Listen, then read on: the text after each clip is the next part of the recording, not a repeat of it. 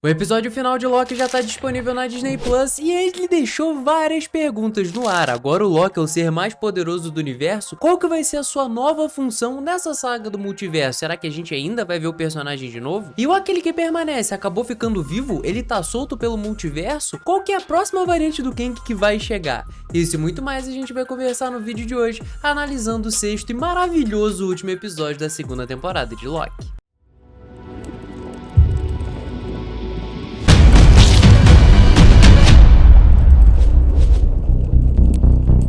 Fala galera, bora bater um papo? Eu sou o Joca, você está no Origem Geek e sejam muito bem-vindos. Esse sexto e último episódio da segunda temporada do Loki chegou pra cravar o seguinte: essa é a única e melhor série da Marvel sem nenhum tipo de discussão, superando até mesmo as séries da Netflix. A qualidade do episódio que nós vimos hoje, cara, foi um negócio absurdo. Foi papo de Vingadores de Guerra Infinita, Ultimato, tá, posso estar exagerando um pouquinho? Posso, mas cara, foi maravilhoso, foi um negócio épico. E a sensação é tão boa, porque fazia tanto tempo que a gente não assistia algo desse tipo, mas tanto tempo que, pô, melhorou ainda mais. Só que é claro, várias perguntas ficaram no ar de tipo: qual que é o posto do Loki agora? Qual que é o nível do poder do Deus da Trapaça? Que agora também é Deus do Tempo, né? Guardião de todos os tempos. O cara tá brabo pra caramba. O retorno do aquele que permanece serviu pra alguma coisa? Eles interromperam todo aquele ciclo da Sylvie matá-lo? O que será que tá pegando? Isso é o que a gente vai conversar no vídeo de hoje. Mas antes eu quero saber da sua opinião. O que você achou desse sexto e último episódio da segunda temporada de Loki? Foi o melhor na sua opinião? A série do Loki é a melhor série da Marvel na sua opinião também? Já deixa tudo aqui nos comentários pra gente saber. E aproveita, é claro, para deixar o seu like, se inscrever no canal e ativar o sininho para você não perder nenhum vídeo. Porque agora que a série do Loki terminou, pode ficar tranquilo porque os vídeos vão continuar aqui no canal. É vídeo novo todo dia. São mais de 1.200 vídeos produzidos para vocês, rapaziada. É muita coisa. E agora, sem mais enrolação, vamos continuar batendo um papo sobre esse último episódio da segunda temporada de Loki. O começo do episódio já foi maravilhoso, porque a gente não teve tanta enrolação pro Loki começar a utilizar os seus novos poderes e começar a voltar no tempo. E com uma música muito irada também tocando ao fundo. Só que eu fiquei com um pouquinho de dó do Victor Timely, que ele foi a pessoa que mais morreu no universo cinematográfico Marvel inteiro. Acho que inclusive ele morreu mais do que aquele que permanece, que fez sua participação também nesse episódio, como vocês sabem, e morreu pra caramba pra Sylvie também. Só que o mais interessante disso tudo, além de ver o Loki aprendendo a utilizar os seus poderes e utilizando tudo isso a seu favor, né, como aprender a mexer nas coisas que o Obi e que o Casey sabiam mexer e ficar um expert naquilo, demorar séculos pra aprender aquilo, milênios pra aprender a fazer tudo aquilo, nós acabamos nos encontrando numa encruzilhada que foi que nada tava funcionando. Até mesmo o Victor Timely conseguindo acertar o Loom temporal, né, o Tear temporal, a gente viu que não adiantou de nada, porque aquele era o exato plano do aquele que permanece. Eu já tava cantando essa bola pra vocês há um tempo, viu? Então se você tava acompanhando as análises aqui no canal, você já tava sabendo o que você podia esperar pros próximos episódios, mas o motivo pra você se inscrever e não perder a análise das próximas séries da Marvel, que tá chegando algumas e tá prometendo bastante. A próxima, se eu não tô enganado, é o What If, que lança em dezembro, e nós temos a série da Echo, que vai lançar em janeiro, e eu vou trazer tudo aqui no canal, beleza? Mas agora o foco é Loki. E de qualquer maneira, o Loki acabou concluindo o plano do aquele que permanece, porque sim, nós voltamos pro final da primeira temporada, lá no final dos tempos, o Loki saiu na porrada várias vezes com a Sylvie, tentando colocar um pouco de senso na cabeça dela, até a hora que aquele que permanece resolveu intervir e falou: Loki, cara, você acha que um ser poderoso como eu não sabia de tudo que estava acontecendo? Esse era o meu exato plano, você encontrar o Victor Timely e vocês falharem em salvar o multiverso para vocês verem que eu sou necessário, para vocês confiarem na minha palavra. E ele estava certo, porque não tinha outra maneira deles reverterem as coisas que estavam acontecendo no multiverso a não ser aceitar o posto do aquele que permanece, se tornar o novo aquele que permanece. Só que o Loki, com todo o aprendizado que ele teve ao longo dessas duas temporadas, ter se tornado o personagem honrado que ele se tornou, é óbvio que ele não ia aceitar esse posto e da maneira que aquele que permanece estava querendo. Eu não acho que ele é um vilão, eu não acho que ele estava mal intencionado, só que o seu meio de proteger o multiverso de todas as suas outras variantes é muito questionável, porque a única maneira que ele viu de conseguir proteger o multiverso de todas as suas outras variantes era podando cada linha do tempo em que eles existiu e deixando apenas uma existente, que era a linha do tempo dele, do aquele que permanece.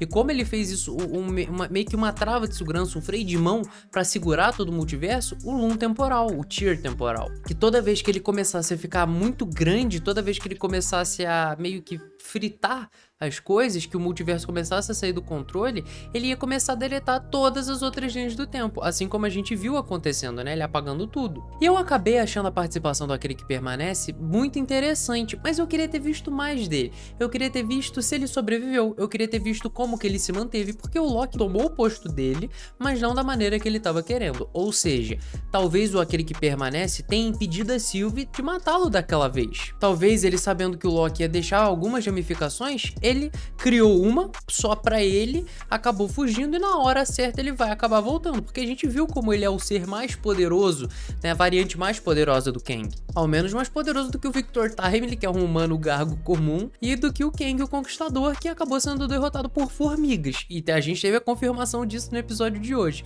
mas é já que a gente toca nesse assunto. E a cena do Loki voltando para alguns momentos-chave na primeira temporada, como falando lá com o Mobius, e depois voltando para um momento-chave na segunda temporada, que foi o episódio da semana passada, para ter uma conversa com a Sylvie, a gente viu como o personagem amadureceu, como ele meio que queria, tipo, despedir dos seus amigos sem que eles soubessem de tudo aquilo que estava acontecendo. Porque, por exemplo, se ele vira pro Mobius e pra Sylvie naquela hora que ele já vai descer as escadas, obviamente eles iam impedi-lo. E aí ia ter que ter uma luta, o Loki ia ter que machucar os seus amigos, coisa que ele não queria fazer. Então o que ele fez? Voltou pra alguns momentos que eles não estavam sabendo de nada, meio que se despediu e foi seguir o seu propósito glorioso, que inclusive foi o título dessa semana. Frase essa que o Loki solta há muito tempo, desde lá Vingadores 1, rapaziada, que ele fala que ele tá destinado a um propósito glorioso. E de fato, ele estava destinado a isso e ele o atingiu essa semana nesse último episódio. E a cena do Loki desmontando os anéis do tier temporal, pegando todas as linhas do tempo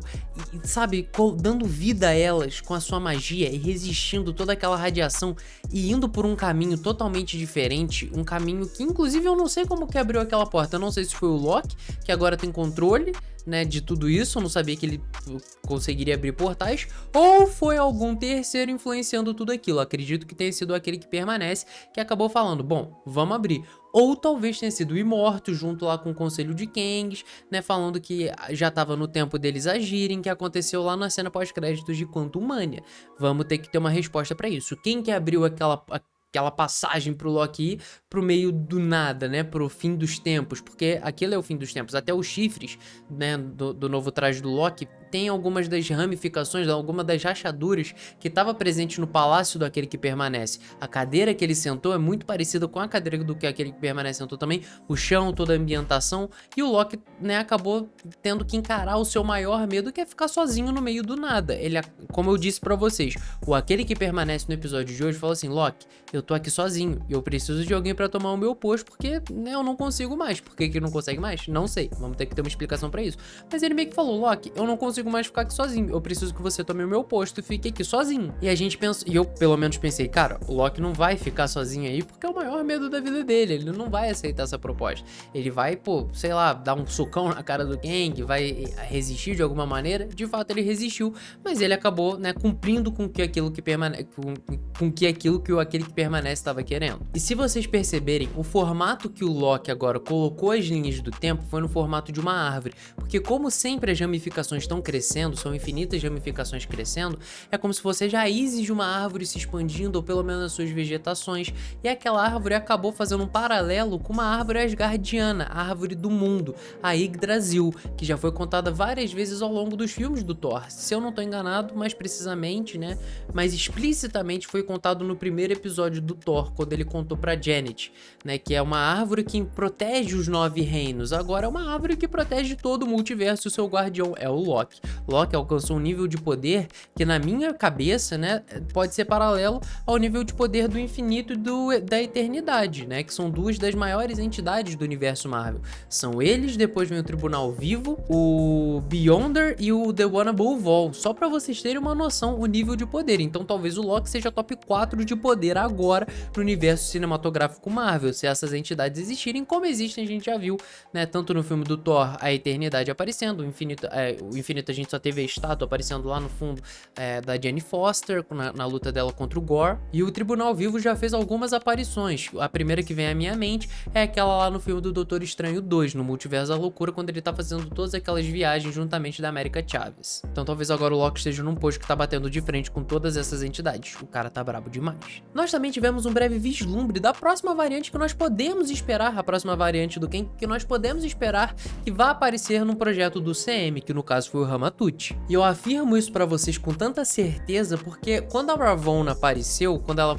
né, apareceu jogada lá no lugar, que eu não sei como ela apareceu lá, porque da última vez que, né, a gente viu ela de fato, ela tava sendo podada. No episódio de hoje ela fez uma participação também, mas foi como uma piadinha. Mas nesse ambiente que ela tava, se nós pudermos reparar, ao fundo tinha uma pirâmide do Egito, que nos leva a pensar logo no Ramatut, que é a variante do Kang que voltou ao passado e se tornou o homem mais poderoso do mundo por se tornar o maior faraó da história do Egito. E com isso eu acho que nós podemos ter uma conexão com o filme do Quarteto Fantástico, que já tinha tido alguns rumores, eu acho que a Marvel pode seguir por esse caminho, que a família Fantástica acabou ficando presa no passado por conta do Kang, e talvez nessa viagem no passado eles acabaram encontrando com o Ramatut, essa personalidade do Kang que acabou voltando, né? Eu acho que eles podem ir por esse caminho. Eu acho que um belo vilão pro filme do Quarteto Fantástico seria o Ramatut, mas tem rumores também afirmando que vai ser o Galactus, então vamos ver, cara, tá uma confusão demais essa fase 5 da Marvel.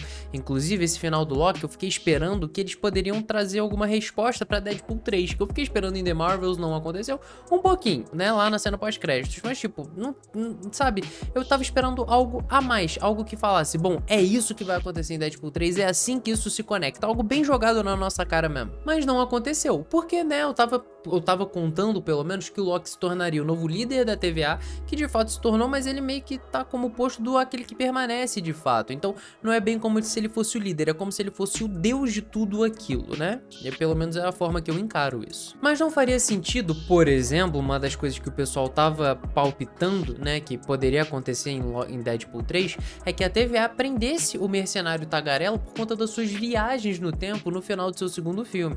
Mas isso não faz sentido de acontecer porque agora o Loki optou por ser um cara, né, o governante da TVA, que deixa o pessoal ter livre-arbítrio, deixa fazer o que bem entender com o espaço-tempo. Então não faria sentido eles prenderem o Deadpool por conta disso.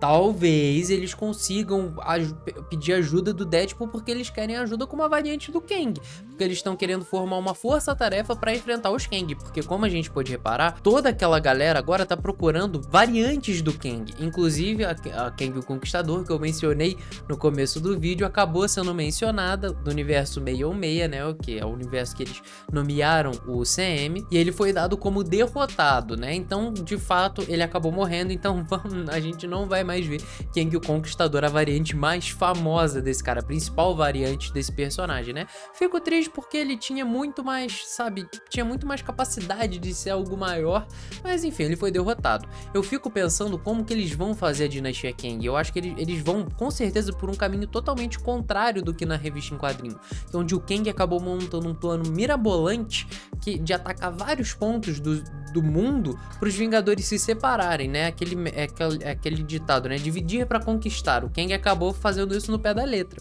e falando, ó, todos esses são seus futuros, tudo isso vai acontecer com vocês e não existe nenhuma realidade que vocês vão conseguir vencer, e nada disso é pensado, tudo isso aconteceu porque eu sou um viajante do tempo, eu vi tudo isso, e a única maneira de vocês evitar essa catástrofe sou eu dominando tudo. E aí começou a dinastia Kang. Então eu acho que a Marvel não vai por esse caminho, porque não tá parecendo que vai por esse caminho. Eu acho que a dinastia Kang vai ser uma guerra multiversal de Kangs, várias variantes do Kang chegando, e os Vingadores não vão dar conta, ou pelo menos os jovens Vingadores não vão dar conta, né? Se você assistiu The Marvels, você entendeu o que eu falei. Um spoilerzinho de leve aqui pra vocês. E se os jovens Vingadores não forem aparecer nesse filme, os Vingadores atuais também não vão dar conta, porque vai ser muito Kang chegando, muita variante do Kang chegando, eles vão poder derrotar alguns, mas tipo, não vão conseguir derrotar o Immortus, não vão conseguir derrotar o Ramatut, o Centurião Escarlate, numa eventual volta do Aquele que Permanece, ou até mesmo, quem sabe, do Kang o Conquistador. Vamos ver o que vai acontecer. Mas eu acho que por isso que eles vão acabar formando os Vingadores multiversais, que aí vai ter o Tobey Maguire, o Hugh Jackman, o Andrew Garfield, o Robert Downey Jr. voltando como Homem de Ferro, o Chris Evans do Capitão América, o Quarteto Fantástico, a galera toda. E eu sinceramente não vejo um final melhor pra segunda temporada de Loki do que esse que a gente recebeu, cara. Foi do início ao fim perfeito, uma nota 11, 15 de 10, rapaziada, 1 milhão de 10, porque não tinha como ser melhor. Acabou fechando com chave de ouro essa temporada que foi excepcional. Mas e aí, o que você achou do final dessa segunda temporada de Loki? Quais são suas teorias pro futuro do universo cinematográfico Marvel? Já deixa tudo aqui nos comentários pra gente saber. E se você ainda não deixou o seu like, se inscreveu no canal e ativou o sininho até agora, faz logo essas 3 coisas. Tô contando com você, não me deixa na mão, hein? Mas é isso, eu espero que vocês fiquem bem, forte abraço em todos vocês e falou!